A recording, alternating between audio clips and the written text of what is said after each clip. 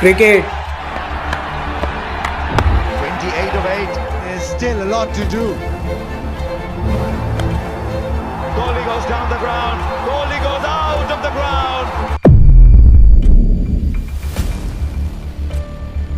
एक वक्त ऐसा था जब इंडियन क्रिकेट के पास अपने ही प्लेयर्स को बेसिक फैसिलिटीज देने तक के पैसे नहीं थे। 1983 में जो वर्ल्ड कप जीता था कपिल देव जी ने, उस टीम को सम्मान देने के लिए, गिफ्ट देने के लिए भारतीय क्रिकेट बोर्ड के पास कोई पैसा नहीं था। फॉरेन टूर्स पर प्लेयर्स लिमिटेड अलाउंस के साथ ट्रेवल करते थे। यहाँ तक कि दुनिया इंडिया को क्रिकेट की सबसे वीक टीमों के रूप में देखती थी। इंडियन क्रिकेट की ये जर्नी धीरे धीरे ऐसे ही चलती रहती है और फिर आता है साल 1983। कपिल देव की कैप्टेंसी में इंडिया ने वर्ल्ड कप जीतकर इंडियन क्रिकेट की पूरी डायरेक्शन ही बदल दी।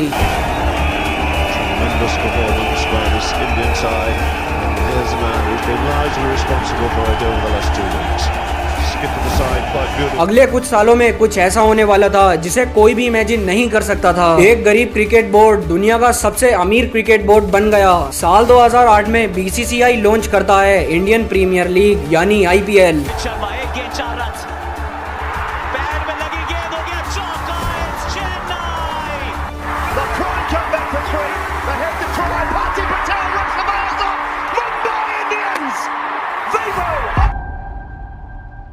लेकिन सवाल ये उठता है कि दुनिया का सबसे गरीब क्रिकेट बोर्ड दुनिया का फाइनेंशियल सुपर पावर बना कैसे? बीसीसीआई यानी भारतीय क्रिकेट कंट्रोल बोर्ड दुनिया का सबसे अमीर क्रिकेट बोर्ड है और अब इसके तिजोरी के आंकड़े हर किसी को हैरान कर रहे हैं। और BCCI is the world's richest cricket club with a net worth of $2.25 billion. कई बार ऐसा भी होता है कि कुछ बोर्ड अगर फाइनेंशियली स्ट्रगल कर रहे होते हैं तो उनका मैच इंडिया से करवाया जाता है ताकि उनकी जो फाइनेंशियल कंडीशन है वो सुधर जाए।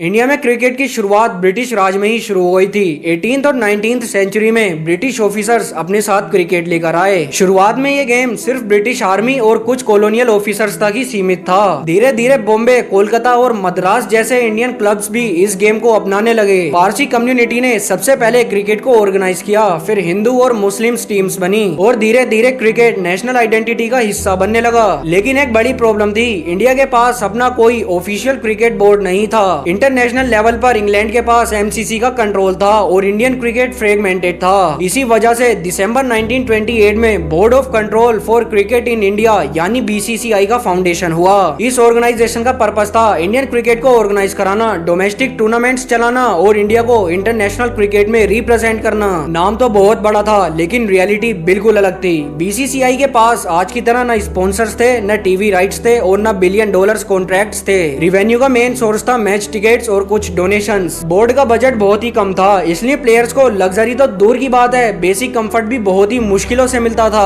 उस दौर में इंडियन क्रिकेटर्स प्रोफेशनल एथलीट्स नहीं थे। बहुत सारे players government jobs, railways, banks या प्राइवेट कंपनीज में काम करते थे। क्रिकेट उनके लिए फुल टाइम प्रोफेशन नहीं था। जब फॉरेन टूर हुआ करते थे तो वो अपनी जॉब से लीव लिया करते थे। फॉरेन टूर्स उस वक्त अपने आप में एक चैलेंज हुआ करता था। आज इंडियन क्रिकेटर्स चार्टर्ड फ्लाइट्स में ट्रेवल करते हैं, 5 स्टार होटल्स में रुकते हैं और वर्ल्ड क्लास सपोर्ट स्टाफ उनके साथ होता है। लेकिन उस वक्त इंडियन क्रिकेटर्स अक्सर इकोनॉमिक क्लास या लंबी समुद्री यात्रा करके इंग्लैंड पहुंचते थे। कई सारे टूर्स में हफ्तों का टाइम लगता था। डेली अलावेंस बहुत ही कम हुआ करता था और प्लेयर्स को सोच समझकर खर्च करना पड़ता था। इक्विपमेंट्स भी लिमिटेड होते थे और कई बार प्लेयर्स को अपनी क्रिकेट बैट्स और प्रोटेक्टिव गियर्स खुद से ही अरेंज करने पड़ते थे। इंडिया में उस वक्त क्रिकेट इतना ज्यादा पॉपुलर नहीं था। हॉकी देश की प्राइड थी। ओलंपिक गोल्ड मेडल्स ने इंडिया को नेशनल ऑब्सेशन बना दिया था। उस वक्त क्रिकेट देखने वाले लोग तो थे लेकिन उसका क्रेज आज जैसा बिल्कुल नहीं था। स्टेडियम में क्राउड लिमिटेड होता था और क्रिकेट का इकोनॉमिक मॉडल भी बहुत ज्यादा वीक होता था। इसी वजह से इंडियन टीम जब किसी स्ट्रॉन्ग टीम के सामने उतरती थी तो दुनिया की एक्सपेक्टेशन इंडिया को लेकर बहुत कम हो जाती थी। इंटरनेशनल एक्सपर्ट्स और फॉरेन मीडिया उस वक्त इंडियन क्रिकेट टीम को अंडरडॉग के रूप में देखते थे। इंग्लैंड, ऑस्ट्रेलिया और वेस्ट इंडीज के सामने इंडिया को वीक टीम माना जाता था। साल आता है 1983। वर्ल्ड कप शुरू होने से पहले ऑलमोस्ट किसी ने इंडिया को टूर्नामेंट जीतने का कंटेंडर नहीं माना था।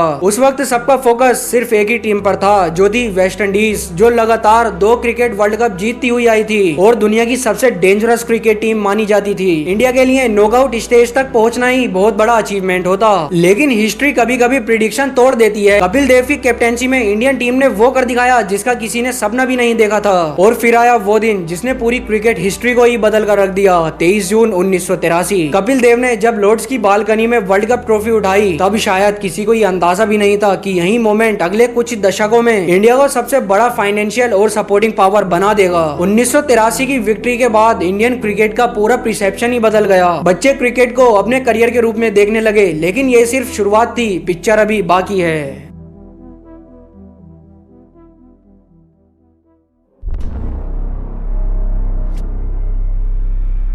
साल 1987 में क्रिकेट पहली बार इंग्लैंड के बाहर होस्ट हुआ, और कहां होस्ट हुआ? इंडिया और पाकिस्तान। ये सिर्फ एक स्पोर्टिंग इवेंट नहीं था, बल्कि ये एक दुनिया को मैसेज था कि क्रिकेट का सेंटर अब धीरे धीरे एशिया की तरफ शिफ्ट हो रहा है। टूर्नामेंट सक्सेसफुल रहे, टेलीविजन ऑडियंस रिकॉर्ड लेवल पर पहुंची और बीसीसीआई को पहली बार होस्टिंग से बड़े लेवल का रेवेन्यू देखने को मिला। इसी दौरान एक और रेवोल्यूशन शुरू हो चुका था, टेलीविजन रेवोल्यूशन। 1980 के एंड तक दूरदर्शन ही एक मेजर ब्रॉडकास्टर था, लेकिन 1991 के लाइबरलाइजेशन के बाद इंडियन मीडिया का लैंडस्केप ही बदल गया। फॉरेन इन्वेस्टमेंट आई, प्राइवेट कंपनीज आई, और पहली बार सैटेलाइट टीवीज ने इंडियन होम्स के अंदर एंट्री ली। स्टार टीवी, एप्सन और बाद में सोनी जैसे ब्रॉडकास्टर क्रिकेट राइट्स के लिए कॉम्पिटिट करने लगे। पहली बार ब्रॉडकास्टर्स को ये समझ आया कि इंडिया में करोड़ों लोग क्रिकेट के लिए टीवी के आगे बैठते हैं, और जहाँ पर ऑडियंस होती है वहीं पर एडवर्टाइजिंग का पैसा होता है। साल 1996 का वर्ल्ड कप आता है। इंडिया, पाकिस्तान और श्रीलंका ने मिलकर टूर्नामेंट्स होस्ट किए। इस वर्ल्ड कप ने कॉमर्शियल सक्सेस के रिकॉर्ड्स बनाए। टीवी ऑडियंस पहले से ही बहुत ज्यादा थी, स्पॉन्सरशिप्स और एडवर्टाइजिंग रेवेन्यू अनप्रिडिक्टेबल लेवल पर पहुंच गया। बीसीसीआई को यह समझ आ गया कि फ्यूचर ग्राउंड टिकट्स पर नहीं बल्कि स्क्रीन राइट्स के अंदर छुपा है, और इसी पीरियड में एक ऐसा एडमिनिस्ट्रेटर उभर कर आया जिसने बीसीसीआई की पॉलिटिक्स और बिजनेस मॉडल को ही बदल कर रख दिया, Jagmohan Dalmia. This is Jagmohan Dalmia. 10 years after he was kicked out, Jagmohan Dalmia has Top story at this present moment, BCCI President Jagmohan Dalmia. This Indian Cricket Board President and veteran cricket administrator Jagmohan Dalmia has Dalmia is back in the game असंच म्हणायला लागेल। दालमिया ने एक basic बात समझ ली थी कि दुनिया में सबसे ज्यादा क्रिकेट ऑडियंस कहाँ है? इंडिया में। तो सबसे ज्यादा पावर्स भी इंडिया के पास होनी चाहिए। उन्होंने ब्रॉडकास्टर्स के साथ आक्रामक बातचीत की, टेलीविजन वेल्थ को बेमिसाल लेवल तक पहुंचाया। जहां पहले आईसीसी इंग्लैंड और ऑस्ट्रेलिया क्रिकेट को कंट्रोल किया करते थे, दालमिया ने वहां रियलाइज कराया कि बिना इंडियन मार्केट के फाइनेंशियली सर्वाइव नहीं कर सकते। यहीं से आईसीसी पॉलिटिक्स में पावर का शिफ्ट हुआ। कई दशकों तक इंग्लैंड और ऑस्ट्रेलिया आईसीसी के इन्फ्लुएंशियल मेंबर थे, मेजर डिसीजन भी वहीं लेते थे, लेकिन जैसे जैसे इंडियन ऑडियंस बढ़ती गई वैसे ही ब्रॉडकास्टर्स का पैसा इंडियन ऑडियंस की वजह से बढ़ता गया। आईसीसी के टूर्नामेंट का सबसे बड़ा टेलीविजन मार्केट इंडिया बन चुका था। एडवर्टाइजर इंडियन ऑडियंस के लिए पैसा इन्वेस्ट कर रहे थे। अब आकर इक्वेशन उलट चुकी थी। पहले क्रिकेट इंडिया के लिए जरूरी था और अब इंडिया क्रिकेट के लिए जरूरी बन गया। साल 2000 की शुरुआत तक बीसीसीआई के पास फाइनेंशियल स्ट्रेंथ इतनी ज्यादा बढ़ गई थी कि कोई भी बोर्ड इंडिया को इग्नोर नहीं कर सकता था। इंग्लैंड हो, ऑस्ट्रेलिया हो या साउथ अफ्रीका, सबको प्रॉफिटेबल टूर्स के लिए इंडिया की जरूरत थी, लेकिन बीसीसीआई का सबसे बड़ा मास्टर स्ट्रोक अभी बाकी था। साल आता है 2008 और बीसीसीआई लॉन्च करता है आईपीएल।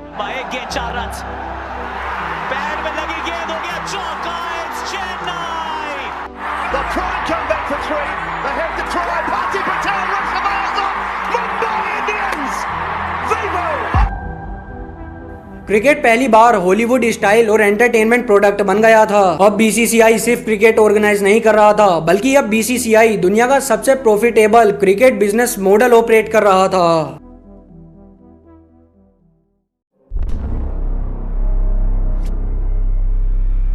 साल 2008 में जब आईपीएल का पहला मैच शुरू हुआ, तब शायद किसी ने ये सोचा होगा कि ये टूर्नामेंट सिर्फ क्रिकेट नहीं बल्कि पूरे स्पोर्ट मॉडल को ही बदल देगा। आईपीएल की सबसे बड़ी स्ट्रेंथ सिर्फ क्रिकेट नहीं थी, इसका सबसे बड़ा वेपन था फ्रेंचाइजी मॉडल। हर फ्रेंचाइजी एक इंडिपेंडेंट बिजनेस मॉडल थी। टीम ओनर्स प्लेयर खरीदने लगे। अब फैन सिर्फ इंडिया को सपोर्ट नहीं कर रहे थे, बल्कि मुंबई, कोलकाता, चेन्नई, बेंगलुरु और दूसरी फ्रेंचाइजी के लिए लॉयल बन गए थे। क्रिकेट पहली बार एक लीग बेस्ड एंटरटेनमेंट इंडस्ट्री में बदल चुका था। आज बीसीसीआई की इनकम सिर्फ एक सोर्स से नहीं आती बल्कि उसके मल्टीपल पिलर्स हैं। इसी फाइनेंशियल स्ट्रेंथ की वजह से आज बीसीसीआई और बाकी क्रिकेट बोर्ड्स का गैप बहुत ही बड़ा नजर आता है। England and Wales cricket board यानी ईसीबी आज दुनिया के सबसे बड़े ऑर्गेनाइज बोर्ड्स में से एक माना जाता है। ऑस्ट्रेलिया का डोमेस्टिक क्रिकेट स्ट्रक्चर बहुत ही स्ट्रॉन्ग है। साउथ अफ्रीका के पास वर्ल्ड बेस्ट टैलेंट है और क्रिकेट बेस्ट इंडिया का हिस्ट्री लेजेंडरी है। लेकिन जब बात रेवेन्यू और फाइनेंशियल पावर की आती है तो बीसीसीआई इन सारे क्रिकेट बोर्ड से बहुत ही आगे नजर आता है और इसी फाइनेंशियल पावर का असर डायरेक्ट प्लेयर्स पर भी पड़ता है। एक वक्त था जब इंडियन क्रिकेटर्स लिमिटेड अलाउंस और बेसिक लेवल फैसिलिटीज के साथ फॉरेन टूर्स पर जाते थे, लेकिन आज सिचुएशन बिल्कुल ही पलट चुकी है। लेकिन आज प्लेयर्स चार्टर्ड फ्लाइट्स में ट्रेवल करते हैं, 5 स्टार होटल्स में रुकते हैं और world class training centre use करते हैं। जैसे जैसे बीसीसीआई फाइनेंशियली स्ट्रॉन्ग होता गया वैसे वैसे ही उसका रोल आईसीसी में भी बढ़ता चला गया।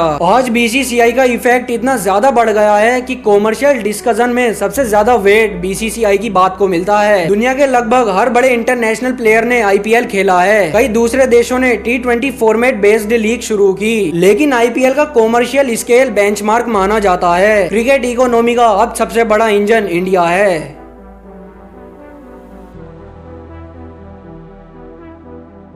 अगर आपको ये डॉक्यूमेंट्री पसंद आई हो तो मेरे साथ जुड़ जाएं। मैं आने वाले समय में ही ऐसे ही हिस्टोरिकल फैक्ट्स और देश के मुद्दों पर बात करता रहूंगा।